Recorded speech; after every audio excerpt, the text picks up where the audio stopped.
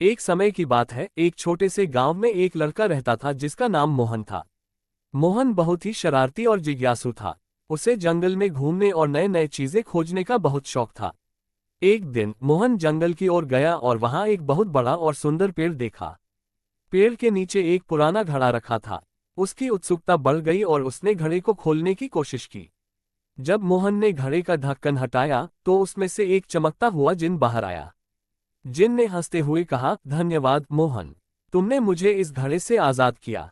अब मैं तुम्हारी 3 इच्छाएं पूरी कर सकता हूँ। सोचो क्या मांगना है। मोहन बहुत खुश हो गया। उसने सोचा और कहा, पहली इच्छा है कि मेरे गांव में कोई भी भूखा न रहे। जिन ने अपनी उंगली घुमाई और गांव में हर किसी को भरपूर खाना मिल गया।